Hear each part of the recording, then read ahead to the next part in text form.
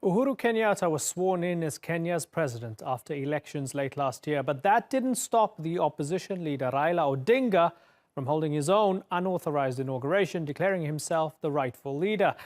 And if you're going to hold a ceremony, you need someone to officiate. That role fell to this man, Miguna, the lawyer for the opposition coalition NASA.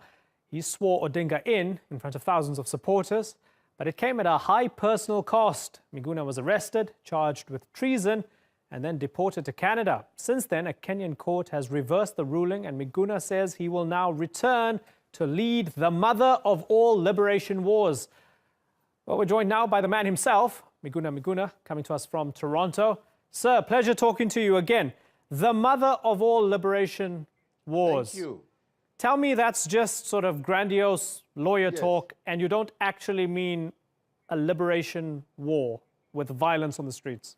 No, not violence, unless, of course, the illegitimate regime in Nairobi try to visit it on the people. I'm not a person who speaks emptily, and I think even the regime in Nairobi knows that.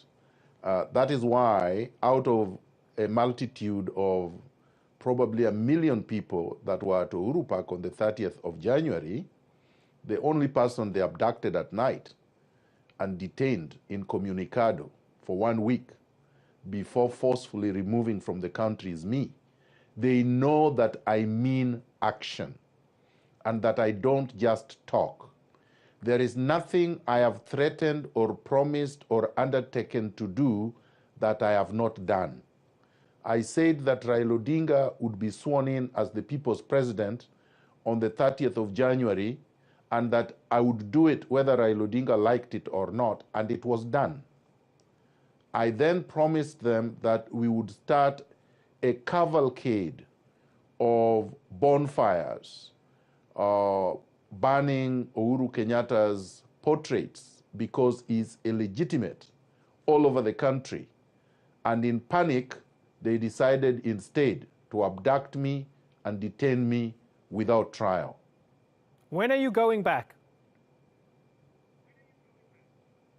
I will be going back next month. I'm going to start my global tour at the end of this week, which will take me to cities in Canada, the US, the UK, the mainland Europe, part of the Arab world, part of Africa, then back to Kenya. I should be back there by mid next month. Now, what's interesting is that we see this as a sort of David and Goliath. They charge you with treason. They kick you out of the country. You're against Kenyatta. You're against Jubilee.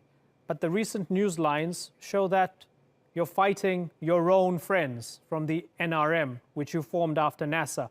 You had a go at the strategist, David Ndii, and the chief executive, Norman Magaya, accusing them of overstepping their mandate and trying to usurp the leadership of the organization.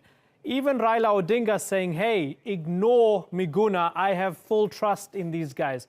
So how can we expect you to take on Kenyatta and take on Jubilee and take on this system in the mother of all liberation wars when you don't have your own house in order?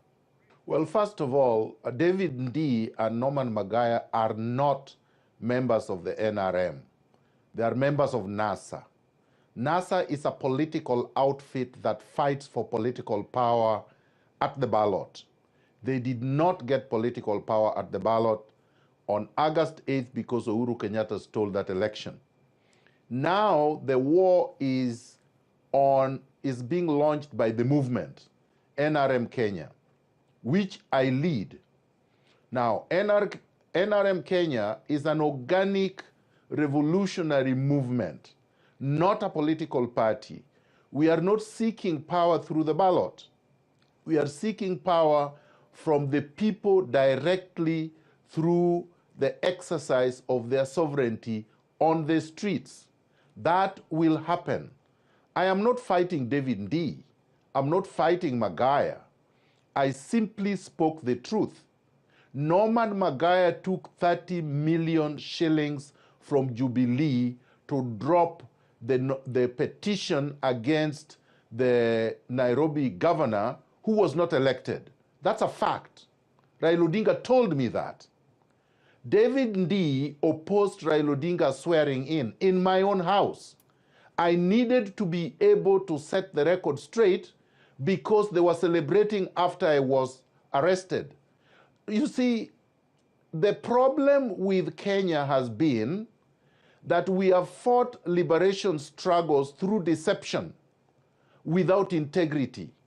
I have decided, and members of the NRM have decided, that this war is going to be won through honesty, through truth, through integrity, and through courage, not deception, not lies. But did it having sting you? said that, Certainly. our enemy is Jubilee, the regime in Nairobi, not these other people. We just needed to set the record straight in our own house and then move ahead against the enemy. I understand that fully. And you say that the enemy is Jubilee and the enemy is Kenyatta. But as a result of you trying to set the record straight, I'm going to go back to this again. You have the man you swore in as the people's president, yes, Raila Odinga, who's saying, don't listen to Miguna, yes, don't listen to this guy, ignore him. Doesn't that sting? Listen, you ignore Miguna at your own peril. Raila Odinga knows that. It is easier said than done. The youth in Nairobi, the youth in Kenya are not going to ignore me. They listen to me. And they are not going to listen to anybody saying, ignore the person, the only person that validated Raila Odinga's victory, the only person that protected Raila Odinga from being relegated to the dustbin of history.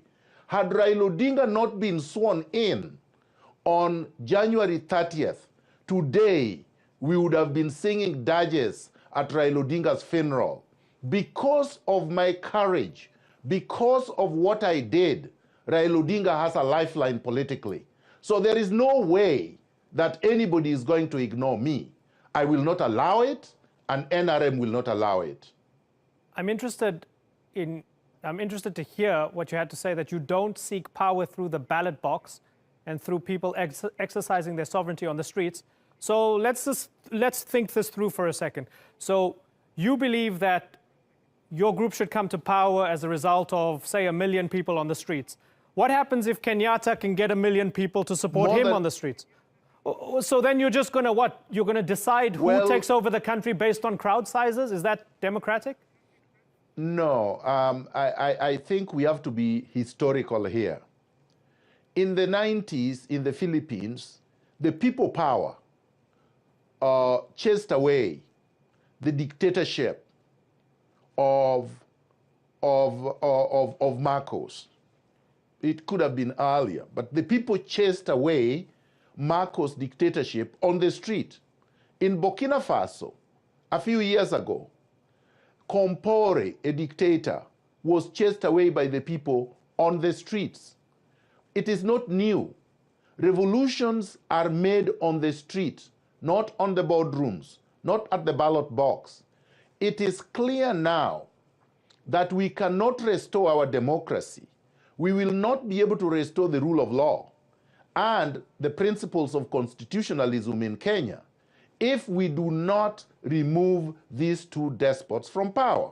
And we are not going to do so through the ballot because they have captured the IEBC, the Independent Electoral and Boundaries Commission, that is supposed to superintend over elections. So we are not going to have credible, verifiable, transparent elections for as long as Jubilee has a stranglehold over the IEBC. So then what is our next course of action? We don't want a bloodbath, but the people have the power to decide who their leaders are going to be. Uhuru Kenyatta does not control 30% of Kenyans. We know that. We saw during Jamhuri Day, less than 1,000 people turned up to watch him give a speech to a complete empty stadium. So we know he does not have people. So we are going to command our people to come onto the streets and to demonstrate that power belongs to the people. Uhuru Kenyatta may decide to concede and call for fresh elections, or he can decide to take a flight to Congo. Okay. The choice is his. Miguna, we're looking forward to following Kenya's story and your story as well. I hope you'll talk to us again in the not too distant future and keep us updated on your movements. For now, thank you very much for joining us.